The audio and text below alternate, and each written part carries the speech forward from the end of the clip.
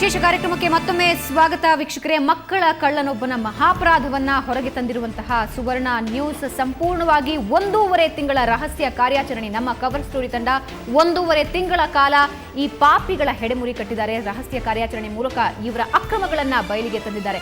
ಇದರ complete details ಅನ್ನ ನಾಳೆ ಸಂಜೆ ಪ್ರಸಾರವಾಗುವಂತಹ 7:30 ಕವರ್ ಸ್ಟೋರಿಯಲ್ಲಿ ನೋಡಬಹುದು. ಆದ್ರೆ ಅಲ್ಲಿ ಯಾವ ರೀತಿ ಕಾರ್ಯಾಚರಣೆ ನಡೀತು, ಯಾವ ರೀತಿ ಮಕ್ಕಳ ಮಾರಾಟ ಜಾಲ ನಡೀತಾ ಇದೆ, ಇದೆಲ್ಲದರ ಬಗ್ಗೆ ಕವರ್ ಸ್ಟೋರಿ ತಂಡದ ಪ್ರಮುಖರಾಗಿರುವಂತಹ ವಿಜಯಲಕ್ಷ್ಮಿ ಅವರ ಜೊತೆ ನಾವು ಮಾತಾಡ್ತೀವಿ. ಜೊತೆಗೆ ವಿಶೇಷ ಅತಿಥಿಗಳು ನಮ್ಮ ಜೊತೆ ಇದ್ದಾರೆ. ಮೊದಲಿಗೆ ಸುಷ್ಮಾ ಶ್ರೀನಿವಾಸ್, ಮಹಿಳಾ ಹೋರಾಟಗಾರರು ನಮ್ಮ ಜೊತೆ ಇದ್ದಾರೆ. ಸುಷ್ಮಾ ಅವರೇ ಕಾರ್ಯಕ್ರಮಕ್ಕೆ ಸ್ವಾಗತ. ಹಾಗೂ ಮಕ್ಕಳ ಹಕ್ಕುಗಳ ಆಯೋಗದ ಸದಸ್ಯರಾಗಿರುವಂತಹ ಎಡ್ವರ್ಡ್ ಅವರು ನಮ್ಮ ಜೊತೆ ಇದ್ದಾರೆ. ಎಡ್ವರ್ಡ್ ಅವರೇ ಕಾರ್ಯಕ್ರಮಕ್ಕೆ ಸ್ವಾಗತ. ಕನ್ನಡ ಪರ ಹೋರಾಟಗಾರರಾಗಿರುವಂತಹ ಚಲಪತಿ ಅವರು ನಮ್ಮ ಜೊತೆ ಇದ್ದಾರೆ. ಚಲಪತಿ ಅವರೇ ಕಾರ್ಯಕ್ರಮಕ್ಕೆ ಸ್ವಾಗತ. ನಿಮ್ಮ ಜೊತೆ ಮಾತಾಡೋದಕ್ಕೆ ಮುಂಚೆ ರಹಸ್ಯ ಕಾರ್ಯಾಚರಣೆ ನಡೆಸಿರುವಂತಹ ವಿಜಯಲಕ್ಷ್ಮಿ ಅವರ ಜೊತೆ ನಾನು ಮಾತಾಡ್ತೀನಿ. ವಿಜಯಲಕ್ಷ್ಮಿ ಅವರೇ, ಪ್ರಾಥಮಿಕವಾಗಿ ಈ ಒಂದು ಮಾಹಿತಿ ನಿಮಗೆ ಬಂದಾಗ ಯಾವ ರೀತಿ ನೀವು ಕಾರ್ಯಾಚರಣೆಗೆ ತೊಡಗಿದ್ರಿ? ನನಗೆ ಫಸ್ಟ್ ಇದು ಕಾರ್ಯಾಚರಣೆ ಆಗಲ್ಲ ಅನಿಸ್ಬಿಡ್ತು. ಯಾಕಂದರೆ ಈ ಸ್ವಾಮೀಜಿ ಗುರೂಜಿಗಳಂದರೆ ಅದು ಒಂಥರ ಗುಹೆಯೊಳಗೆ ಅಂಥದ್ದೆಲ್ಲ ಕಾರ್ಯಾಚರಣೆ ಆಗಲ್ವಾ ಅನ್ಸುತ್ತೆ. ಬಟ್ ನಮ್ಮ ತಂಡದ ಕ್ಯಾಮ್ರಾಮ್ಯಾನ್ಗಳಾಗಲಿ, ನಮ್ಮ ತಂಡದ ಪ್ರೀತಿ ಎಲ್ಲರೂ ನಾವು ಮಾಡೋಣ ಅನ್ನುವಂಥ ಉತ್ಸಾಹ ತೋರಿಸಿದ್ರು. ಆ ಉತ್ಸಾಹದ ಜೊತೆಗೆ ಈ ಸ್ವಾಮೀಜಿ ಎಲ್ಲೋ ಹಣೆ ಬರ ಕೆಟ್ಟು ಹೋಗಿತ್ತು ಅನಿಸುತ್ತೆ.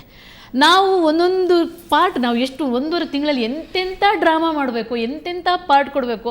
ಮದುವೆ ಆಗದ ಪ್ರೀತಿಗೆ ಮದುವೆ ಮಾಡಿಸಿದ್ವಿ, ಯೋಗಾಂಧರಿಗೆ ಇದು ಮಾಡಿದ್ವಿ, ಆತಿಕನ್ನ ಡೆಲ್ಲಿ ಕಳಿಸಿದ್ವಿ. ಆಮೇಲೆ ಯಾರ್ಯಾರನ್ನು ನನಗೆ ಯಾರ್ಯಾರು ಸಹಾಯ ನಂಗೆ ಗೊತ್ತಿದೆ ಅಂದರೆ ಇಲ್ಲಿ 1-2 ಪಾತ್ರ ಆಗಲ್ಲ. ಇಲ್ಲಿ ತಾಯಿ ಪಾತ್ರ ಬೇಕು, ಗರ್ಭಿಣಿಯರ ಪಾತ್ರ ಬೇಕು, ಏನೇನೇನೋ ಪಾತ್ರಗಳನ್ನು ಮಾಡಿಸಿ ಆ ಸ್ವಾಮೀಜಿನ ಎಲ್ಲೆಲ್ಲಿ ಬಯಲಿಗೆ ಹಾಕಬೇಕು ಎಲ್ಲ ಅವರು ಮಾಡುವಾಗ ಅಷ್ಟು ಕಷ್ಟಪಟ್ಟು. ಬಟ್ ಇದು ಸಂಪೂರ್ಣ ಕ್ರೆಡಿಟ್ ನಮ್ಮ ಇಡೀ ತಂಡಕ್ಕೆ ಹೋಗುತ್ತೆ. ಅವರೆಲ್ಲರ ಅವ್ರು ತೋರಿಸಿದಂಥ ಚಾಣಾಕ್ಷತೆ, ಅವ್ರು ಮಾತಾಡಿದಂಥ ಮಾತುಗಳು, ಆ ಸ್ವಾಮೀಜಿಯನ್ನು ಒಂದು ಎಷ್ಟರವರೆಗೆ ಸ್ವಾಮೀಜಿನ ಬಯಲಿಗೆ ಇದು ಮಾಡಿದ್ರಂದ್ರೆ, ನಮ್ಮ ಹುಡುಗರು ಹಿಡಿದಿಟ್ಕೊಂಡಿದ್ರಂದ್ರೆ, ಎಷ್ಟು ಪ್ರೀತಿ ಬಂದಿದೆ ಸ್ವಾಮೀಜಿಗೆ ಅಂದರೆ ಅವ್ನು ಲಾಸ್ಟಿಗೆ ಫೋಟೋ ಸೆಷನ್ನೇ ಮಾಡಿಬಿಟ್ವಿ ರಹಸ್ಯ ಕಾರ್ಯಾಚರಣೆಯಲ್ಲಿ. ಏನು ಫುಲ್ ನಿಲ್ಲಿಸಿ, ಹುತ್ತದ ಮೇಲೆಲ್ಲ ನಿಲ್ಲಿಸಿ ಅವನಿಗೆ ಫುಲ್ ಫೋಟೋ ಎಲ್ಲ ಅಂಥ ಒಂದು ಅಷ್ಟು ನಾವು ಮಾಡಿದಂಥ ಪ್ರಯತ್ನಕ್ಕೆ ಇವತ್ತು ಫಲ ಸಿಕ್ತು. ಇಂಥ ಒಬ್ಬ ಸ್ವಾಮೀಜಿ, ಇಂಥ ದರಿದ್ರ ಸಮಾಜಕ್ಕೆ ಸ್ವಾಮೀಜಿ ಅಂತ ಹೇಳುವವನಿಗೆ ಇವತ್ತು ಜೈಲಿಗೆ ಹಾಕಿದ್ವಿ ಅಂತ ತೃಪ್ತಿ ಇದೆ. ಅಂದರೆ ಒಟ್ಟು ಇದು ನಮ್ಮ ಇಡೀ ತಂಡದ ಒಂದು ಪರಿಶ್ರಮ. ಮತ್ತು ನಮಗೆಲ್ಲ ಸಪೋರ್ಟ್ ಮಾಡ್ತಿದ್ರು. ನಮ್ಮ ಎಡಿಟ್ರು ಹೋಗಿ ಅಂತ ಸಪೋರ್ಟ್ ಮಾಡ್ತಿದ್ರು. ನಿಜವಾಗ್ಲೂ ಆ ಶ್ರಮ ನಮ್ಗೆ ಇವತ್ತು ಸಿಕ್ಕಿದೆ ಅಂತ ಇವತ್ತು ಖುಷಿ ಆಗ್ತಾ ಇದೆ. ಅಂದರೆ ಇದರ ಜೊತೆಗೆ ಇಂತಹ ಕರಾಳ ಮುಖಗಳು ಸಮಾಜದ ಮುಂದೆ ಬಂದಾಗ ಜನ ಕೂಡ ಎಚ್ಚೆತ್ಕೊಳ್ತಾರೆ. ಇನ್ನು ಮುಂದೆ ಯಾರನ್ನಾದ್ರೂ ನಂಬೇಕಂದ್ರೆ, ಸಂತಾನ ಭಾಗ್ಯವನ್ನ ಕಲ್ಪಿಸುವವರನ್ನ ನಂಬೇಕಂದ್ರೆ ಬಹುಶಃ 1000 ಸಲ ಅವರು ಯೋಚನೆ ಮಾಡ್ತಾರೆ ಅಂತ ಅನ್ಸುತ್ತೆ. ಸುಷ್ಮಾ ಅವರೇ, ಏನ್ ಹೇಳ್ತೀರಾ ಈ ರೀತಿಯ ಕರಾಳ ದಂಧೆಗೆ? ಗುರೂಜಿ ಅನ್ನೋ ಒಂದು ಹೆಸರಿಟ್ಕೊಂಡು, ಯಾಕೆಂದ್ರೆ ನಮ್ಮ ಪರಂಪರೆ ಹೇಗಿದೆ ಅಂದ್ರೆ ಗುರುಗೆ ದೊಡ್ಡ ಸ್ಥಾನ. ಈಗ ಗುರೂಜಿ ಯಾರಾದ್ರೂ ಇದ್ದಾರೆ ಅಂದ್ರೆ ಅವರನ್ನ ದೇವರ ತರಾನೇ ನೋಡ್ತಾರೆ. ಅಂತಹವರೇ ಇಂತಹ ಕೆಟ್ಟ ಕೆಲಸ, ಅಂದ್ರೆ ಅಂತಹ ಹೆಸರುಗಳನ್ನ ಇಟ್ಕೊಂಡು ಇಂತಹ ಹೇಸಿಗೆ ಕೆಲಸಗಳನ್ನ ಮಾಡ್ತಾರೆ. ನಮ್ಮ ಸಮಾಜನೇ ತಲೆ ತಗ್ಸುವಂಥ ಕೆಲಸ ಇದು.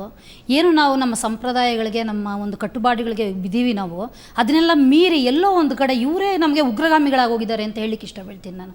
ಮಕ್ಕಳನ್ನ ಮಾರುವಂಥದ್ದು ಅಷ್ಟು ನೀಚತನಕ್ಕೆ ಆತ ಇಳಿತಾ ಇದ್ದಾನೆ ಅಂದರೆ ಆತ ಮನುಷ್ಯನೇ ಅಲ್ಲ ನನ್ನ ಲೆಕ್ಕಾಚಾರದಲ್ಲಿ. ಇನ್ನು ಗುರುಗಳಾಗೋದಕ್ಕೆ ಹೇಗೆ ಸಾಧ್ಯ ಆತ ಸುಮಾರು ಒಂದು 2005-6ರಲ್ಲಿ ಬಂದಿರೋದು ಬಾಪನಹಳ್ಳಿಗೆ. ಯಾಕೆಂದರೆ ಪಕ್ಕದ ಹಳ್ಳಿನೇ ನಮ್ಮದು. ನಾನು ನೋಡಿರೋ ಅಂಥದ್ದು ಆತನ ಹತ್ರದಿಂದ ಬಂದಾಗ ಏನೂ ಇಲ್ಲದೆ ಬಂದ ಅಲ್ಲಿಗೆ.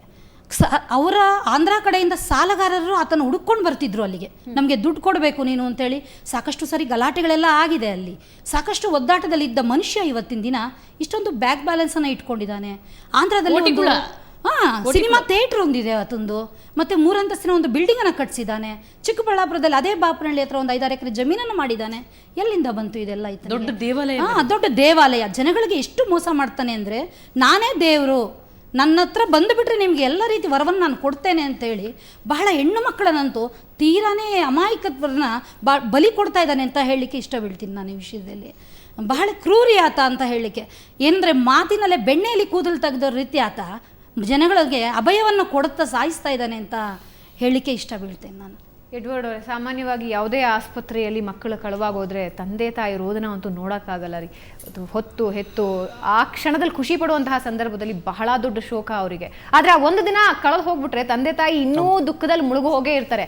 ಆದರೆ ಸಂಬಂಧಪಟ್ಟವ್ರು ಯಾರೂ ಅದ್ರ ಬಗ್ಗೆ ತಲೆ ಕೆಡಿಸ್ಕೊಳ್ಳೋದಿಲ್ಲ. ಆಸ್ಪತ್ರೆ ಮಂಡಳಿಯವರಾಗಿರಲಿ, ಪೊಲೀಸರಾಗಿರಲಿ, ಅವತ್ತಿನ ದಿನ ಕೇಸ್ ರಿಜಿಸ್ಟರ್ ಎಷ್ಟೋ ಅಷ್ಟೇ. ಆ ಮಕ್ಕಳು ಎಲ್ಲಿ ಹೋಗ್ತಿದ್ದಾರೆ ಅಂದರೆ ಇಂತಹ ಒಂದು ಕರಾಳ ದಂಧೆಗೆ ಬಲಿಯಾಗ್ತಾ ಇದ್ದಾರೆ. ಏನು ಹೇಳ್ತೀರಾ? ಮೊದಲನೇದಾಗಿ ವಿಜಯಲಕ್ಷ್ಮಿ ಅವರೇ, ನಿಮಗೆ ಮೊದಲನೇದು ಧನ್ಯವಾದಗಳು ಮತ್ತು ಅಭಿನಂದನೆಗಳು.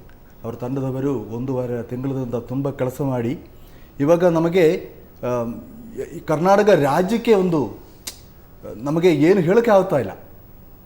ನಮ್ಮ ಆಸ್ಪತ್ರೆಗಳಿಂದ ಡಾಕ್ಟ್ರು, ನರ್ಸು ಅವರ ಸಹಯೋಗದಿಂದ ಈ ಮಕ್ಕಳನ್ನು ನಾವು ಮಾರಾಟ ಮಾಡ್ತಾ ಇದ್ದರನ್ನು ನೋಡುವಾಗ ನಮಗೆ ಏನು ಹೇಳಲಿ.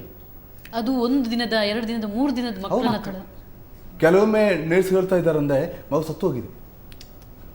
ಅವ್ರು ಹೇಳಿದ ಪ್ರಕಾರ ಸತ್ತ ಮಗುವನ್ನು ತೋರಿಸಿ ನಮ್ಮ ಮಗು ಹೋಗಿದೆ ಅಂತ.